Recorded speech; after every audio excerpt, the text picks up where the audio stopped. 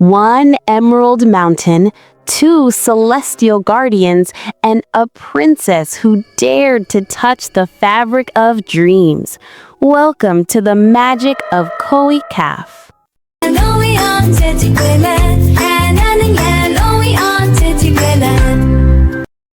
The secret of Koh-e-Kaf. Legends say that Koh-e-Kaf is the backbone of the world, but for 22-year-old Princess Elara, it was a mystery she just couldn't ignore.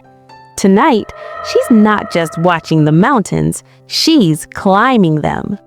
The world of mortals ended where the mist began, but for Princess Elara, the mist was merely a veil waiting to be lifted.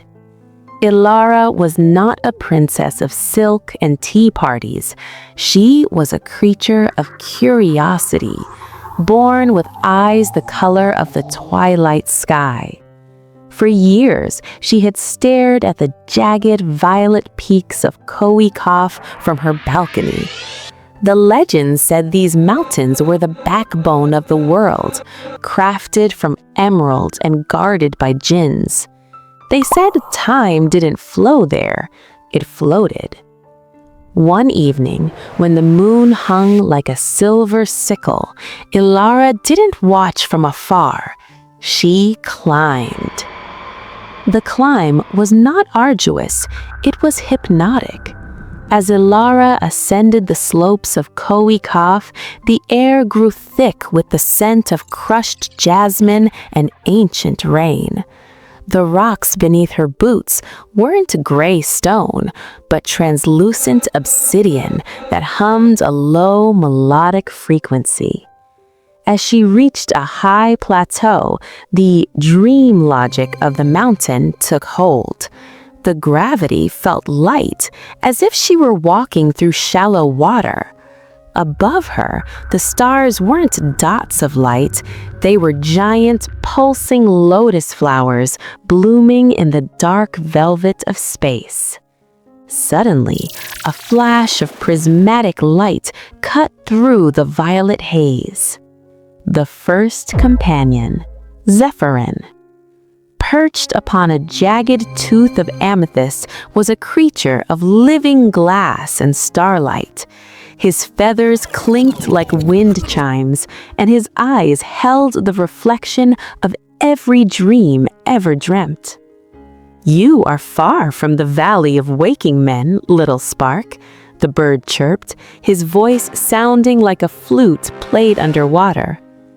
"I am looking for the place where the sky meets the earth," Elara replied, her voice steady despite the wonder blooming in her chest. Zephyrin spread his crystalline wings, casting rainbows across Elara's face. "The earth and sky don't meet here, princess. They dance. If you wish to see the choreography, follow the trail of fallen shadows." With a leap, the bird took flight, leaving a trail of shimmering dust. Elara followed, her heart beating in rhythm with the mountain's hum. They reached a hidden valley nestled between 3 towering peaks of emerald. In the center sat a pavilion made of frozen moonlight. There was no roof, only a swirling vortex of silver clouds that seemed to be weaving themselves into patterns. Standing in the center was the third and final soul of this magical realm, the Star Weaver. He was a tall, ethereal figure wrapped in a cloak of shifting constellations. His hands moved through the air with liquid grace, pulling strands of light from the atmosphere and weaving them into glowing tapestries. "A princess of the lowlands," the Star Weaver whispered without turning. His voice was the sound of 1,000 years passing in a second. "Why have you come to the roof of the world? Do you seek gold? Immortality?" "I seek the truth of the dream," Elara said, stepping into the pavilion. My kingdom is filled with things that are solid and certain, but I have always felt that the world is more than what we can touch." The Star Weaver turned. His face was a map of the universe, eyes glowing with the soft amber of a dying sun. He smiled, and for a moment, Elara felt every sorrow she had ever known melt away. "Koh-e-Kaf is the bridge," the weaver explained. "Everything that is felt but not said, everything that is imagined but not built, lives here. I weave the dreams of your people so they don't forget how to wonder." He reached out and plucked a strand of violet light from the air, handing it to Elara. As her fingers touched it, the world blurred. She saw the history of the mountains, how they rose from the sea of chaos.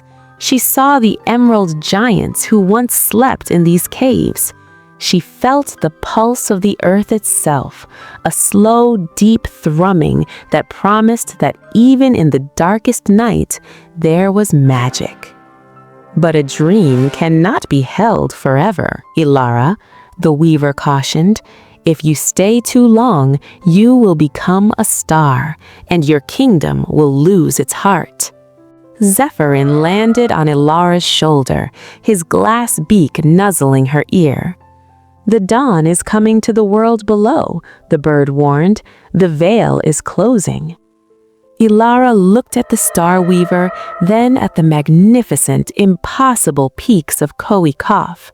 She felt a deep ache to stay, to learn the language of the stars and the secrets of the emerald stone. But she looked at the violet strand in her hand and realized her purpose. "I cannot stay," she whispered, "but I will take the wonder back with me." The Star Weaver nodded. With a final sweep of his hands, he gathered a handful of stardust and blew it toward her. "Then go, little spark. Carry the light of Koh-e-Kaf in your eyes. Let your people see the magic through you." The return journey felt like falling through a cloud. The amethyst peaks faded into purple mist, and the humming of the obsidian rocks grew quiet. Zephyrin flew beside her until they reached the edge of the mortal woods. "Will I remember?" asked the bird. "If you choose to," Zephyrin replied. He let out one final crystalline note and vanished into the morning light. Elara woke up on her balcony as the sun climbed over the horizon. To anyone else, it looked like a normal morning, but as Elara looked at the distant mountains of Koh-e-Kaf, they didn't look like cold stone anymore. They looked like a promise.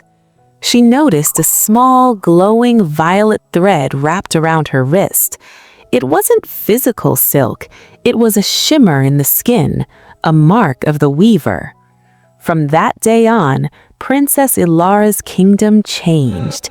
She didn't build bigger walls, she built libraries and gardens. She spoke of the beauty in the unseen and the magic in the mundane. The people noticed that her eyes held the depth of a galaxy, and when she spoke, it felt like the soft chime of glass wings. The princess had returned from the roof of the world, not with gold, but with the eternal dream of Koh-e-Kaf.